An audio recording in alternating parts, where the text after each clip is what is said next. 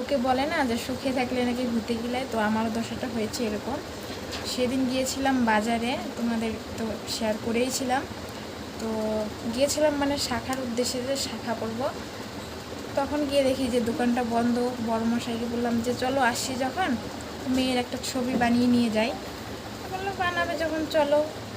আচ্ছা গেলাম, গিয়ে তারপরে ফটো বানাতে দিয়ে আসলাম। ফ্রেমটা ওদিন ছিল না, যে পরের দিন ঢুকবে দোকানে। তো বললাম যে ঠিক আছে। তারপর দুদিন পরে খবর দিল যে তোমার ফটোটা হয়ে গেছে, তুমি নিয়ে যাও। তো কাজের ভেজালে বাড়িতে কাজ চলছে আর যেতে পারিনি। তো আজকে সকালে গিয়ে ফটোটা আনলো। আনার সঙ্গে সঙ্গে আমার মাথাটা গরম হয়ে গেছে। ফটোটা দেখলে মানে কি বলবো, কোয়ালিটি খুবই খারাপ। তারপরে আবার ফটো ফ্রেমটা মনে হয় যেমন কয়েক বছর ধরে কোথায় জানি ফেলে রেখেছিল, নিয়ে আসছে। তোমাদেরকে ফটোটা দেখাই। আগের তারিখেও কিন্তু এখান থেকেই বানিয়েছি, তখন ভালোই দিয়েছে। কিন্তু এই তারিখেরটা মানে এত বাজে দিবে আমি কল্পনাও করতে পারিনি। তো দেখো, ফটোটা এনে যখন আমার হাতে দিল, আমি সঙ্গে সঙ্গে ফটোটা খুলে দেখলাম।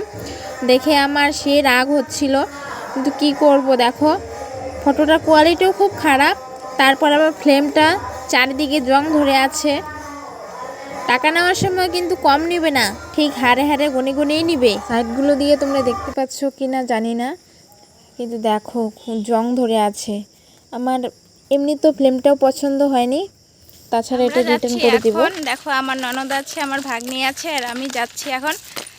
আমি মেয়েকেও নিয়ে যাইনি, ছেলেকেও নিয়ে যাইনি, ওরা বাড়িতেই আছে। এই রোদ্রুর মধ্যে নিয়ে লাভ নেই। কিছুক্ষণ হাঁটার পর পেয়ে গেছি টোটো, এখন টোটোতে উঠে পড়লাম। তো চলে যাব। আর আমার ননদকে অনেকে চেনো, আবার অনেকে চেনো না। আমার ননদ কিন্তু ফেসবুকে ভিডিও বানায় খুব সুন্দর, রাখি সিটারি নামে, তোমরা দেখে নিও। আমি ভিডিও এডিট করার সময় মন্দিরে কীর্তন হচ্ছে, পাশে মন্দির, আওয়াজটা আরও বেশি আসে। আর সন্ধ্যাবেলা ছাড়া আমার ভিডিও এডিট করে কিন্তু সম্ভব হয়ে ওঠে না। তো আজকে প্রচণ্ড গরম পড়েছে, কি বলবো, রৌদ্র। বাচ্চা কাচ্চা নিয়ে আসলে তো মুশকিল। যাওয়ার পথেই দেখো পড়ে গেছে গেট। তো এদিকে দেখো ট্রেনও চলে আসে, আর 5-10 মিনিট পরে পরে কিন্তু ট্রেন ঢোকে। এদিকে ভালো হয়েছে, এক কাজে দুই কাজ, রেস্টও করা হয়ে গেল। কি গরম পড়েছে। বাড়ি আসার পথে আমার ননদকে বলেছি দাঁড়াও তোমাকে ভিডিও করে দেই, ও তাই কিন্তু করছে। খুব সুন্দর লাগছে না? এখন একটু বসি আড্ডা দিতে। তো এদিকে আমার মেয়ে আছে ঘুমিয়ে, মেয়েকে রেখে গিয়েছিলাম কাকির কাছে।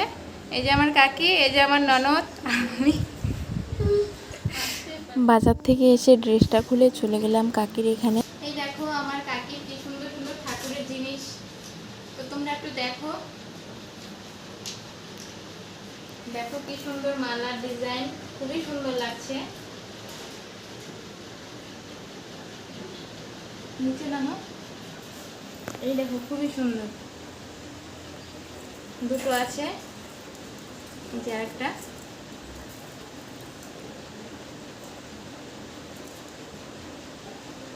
তারপরে মালা, চুটকি, বেলপাতা, পাদুকা, আর অনেক কিছু। এরপর চলে আসলাম বাড়িতে, আর বাড়িতে আজকে পিলার ডাবানো হচ্ছে।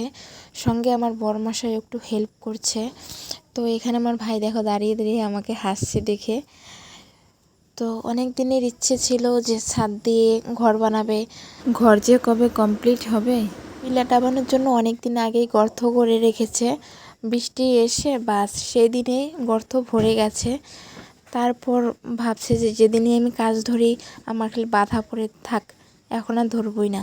তো ওই যে ধান টানের সব কাজ টাজ হয়ে গেছে, এখন বৃষ্টিও নাই, এর জন্য কোমরে গামছা বেঁধে দেখো কাজে লেগে পড়লো। তো 2টা পিলার হয়েছে, আরও আছে, কালকে হবে। মাটি ভরে গিয়েছিল, এগুলো তুলে এখন পিলার করেছে, আরও বাকি আছে। পরে আমি বিকেলবেলা খাওয়া দাওয়া সেরে এখন একটু হাঁটাহাঁটি করছি। এরপর এই সন্ধ্যাবেলা নিয়ে বসেছি চিড়া ভাজা, আর আমার ছেলে এখানে বসে বসে খাচ্ছে, বাদাম খাচ্ছে।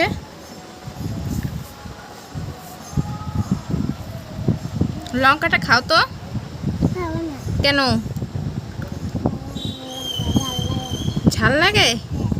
ঝাল খালেই তো বড় হওয়া তাড়াতাড়ি। ও ভাত খাচ্ছ আর তুমি বড় হবা নাকি? আচ্ছা ঠিক আছে। বাজে 11টা 10, দেখো এখনো ঘুমাইনি। ও খেলায় মগ্ন হয়ে আছে। এমা, তুমি ঘুমাবা না? এদিকে দেখো, এদিকে। এ বুড়ি,